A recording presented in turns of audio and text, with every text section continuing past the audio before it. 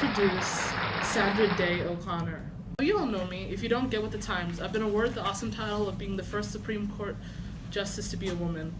And of course I have a lot to thank Reagan for, but that can't be said for all women out there. But that's something to discuss for another dinner. I'm not the only success of Reagan's administration.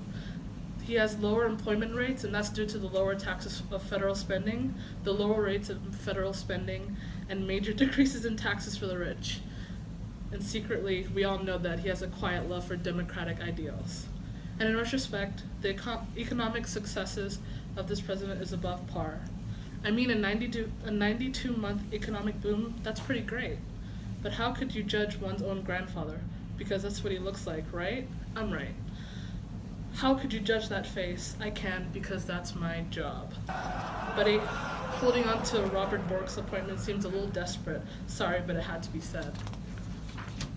And also threatening the educations of many children after cutting the budget nearly by 20%, that's another thing that has to be said.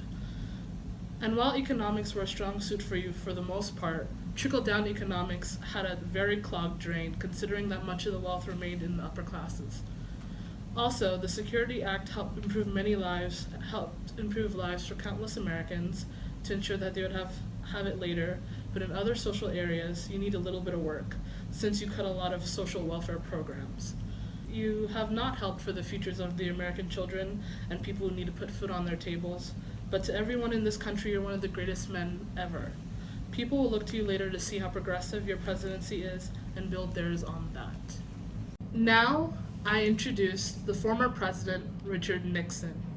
Unlike me, who always put America first and kept our nation out of as much conflict as I could, President Reagan got America into multiple civil conflicts in Latin America and the Middle East. He is so eager for action in war, you think that he actually fought in one. However, while I served on active duty during World War II, our heroic President Reagan was busy making propaganda films. In 1983, he went against my doctrine and sent U.S. Marines to Lebanon, which resulted in 241 deaths and the bombing of the U.S. Embassy. In the end, he was forced to withdraw after sacrificing American lives and without achieving any diplomatic goals. Also, President Reagan ordered an invasion of Grenada and sent in American soldiers after a communist takeover. Sure, the war was pretty popular and received positive support, but it also strained the relationship between the US and the UN, causing many countries to condemn the action as a violation to international law. Furthermore, by sending combat units, he paved way for future conflicts as Third World allies saw America as their safety guard, and which dragged us to a lot of future conflicts. Due to a certain scandal, many people remember me as a paranoid and shady person, while regarding Reagan favorably as an honest and just man. However, that is not always the case. During the conflict between Iran and Iraq, Reagan went behind the back of the American people and sold U.S. missiles and weapons to the Iranian government, and used the profit to fund the Contras, a group responsible for the deaths of 40,000 civilians, including American citizens. Look who's shady now. I wonder how he got away with it. Despite our disagreements, there are a few things that I must give you credit for. First, I am glad that you continue my legacy of visiting China as a diplomatic gesture. Second, your cooperation with Soviet leaders greatly reduced Cold War tensions through the INF agreement and greatly fastened the ending of the Cold War. Also, your decision to send generous assistance to the USSR after the Chernobyl disaster was a truly smart gesture that not only improved Cold War relations, but also established a positive reputation of America to the global community. It is clear that we have very different interpretations of republicanism. You cut more than $40 billion from domestic programs such as food stamps, student loan, and even public transportation, which all greatly benefited the average Americans. However, your Reaganomics and efforts of deregulation successfully pulled America out of the recession of 1982. But the tax cut widened the gap between the rich and the poor and put more money into the hands of the wealthy. Despite your humble background, you had little sympathy towards the working class and fired thousands of air traffic controllers for protesting. You were also harsh on labor unions, which made it hard for American workers to fight for their rights. Finally, you largely ignored environmental issues and opposed conservation despite clear warnings. You deregulated the EPA, my legacy, and even dismissed acid rain as burden to industries. Also, you did little to improve air pollution, not a smart choice, especially for someone with a punctured lung. Now I introduce the president's wife, Nancy Reagan. Listen, you have done the best you can to be the greatest president that you can be. However, let me ask you something. Why were your actions so conflicting on civil rights? You opposed the extension of the Voting Rights Act, vetoed the Civil Rights Restoration Act, supported tax breaks for schools that discriminated against race, and you even decimated the Equal Employment Opportunity Commission. Thank goodness we have a Congress that was able to slap some sense into you by overriding your veto on the Civil Rights Restoration Act and by getting you to extend the Voting Rights Act for the next 25 years. Now, let's take a moment and talk about something you may not know. Didn't your mama teach you to watch what comes out of your mouth? Calling the Voting Rights Act humiliating to the South and little comments here and there did not help you with some folks.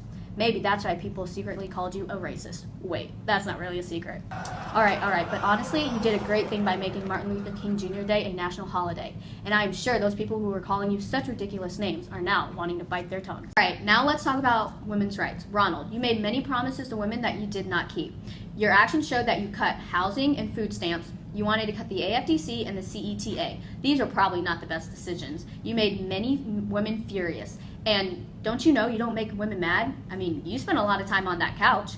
Hell hath no fury like a woman's fury. Your lack of involvement with women, though. You did something that will go down in history. Appointing Sandra O'Connor as the first woman in the Supreme Court is truly something amazing. Sandra, dear, where are you? Oh, there you are. Make sure you show these men that women are just as capable as men, maybe even more. One thing that I wish you could change, it would be that you acted on AIDS faster. It is such a shame that it took someone close to you to die before action was taken. I guess this is a lesson that you will learn from. But at least you were able to educate people on it later through speeches and by working with the American Foundation for AIDS Research. Don't be so soft-spoken about AIDS. Speak up and people will listen. And lastly, we cannot forget how you fought the war on drugs like a pro. The Anti-Drug Abuse Act was definitely a game changer. Honey, if there is something that I am proud of, it is that you helped me advocate against drug abuse. Our Just Say No campaign is something that will be seen for decades to come. It will go down in history just as your presidency. I love you and I'm honestly so proud of you.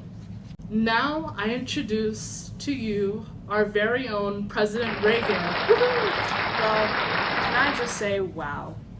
I am so glad that everyone is here to celebrate the last 8 years of my life with me.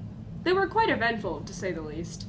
Oh wait, did John Hinckley Jr. not get the invite? I don't know what's more hurt, my lung or my feelings. Who knew your absence could hurt more than the bullet? Nixon, you know I had to admit I had some shoes to fill. But just a tip, before you leave me your shoes, you might want to dry them off. They were pretty wet with a slight stench of scandal. But no judgment. It's pretty nostalgic for me. It really just reminds me of Iran. And trust me, I know foreign policy isn't my strong suit, but come on. I wasn't that bad. I mean, just don't ask Nicaragua or the Middle East, but I mean, not to pat my own back or anything, but I made the Cold War pretty damn warm. And Sandra, I gotta say, you really had my back there. You were my ally, a Democrat that supported my progressive reforms. Obviously not everything was rainbows and butterflies, but I mean, hey, look at the economy. Nancy, honey, thank you for being my rock and unconditional supporter. All the things you say are true, and the overview of my social reforms, or lack thereof, just show how much you care about this country and the people who compose it. This compassion rubbed off on me. Oh wait, what's that sound? Oh, the classic sound of my wife endlessly turning my money into decorations. But it's okay. I'm sure most of you men out there relate. But despite the monetary losses, the house looks gorgeous, honey. Thank you for the support. May my administration be passed down in history and be remembered. Maybe in the form of t-shirts worn by ignorant prepubescent boys who think they know anything about politics.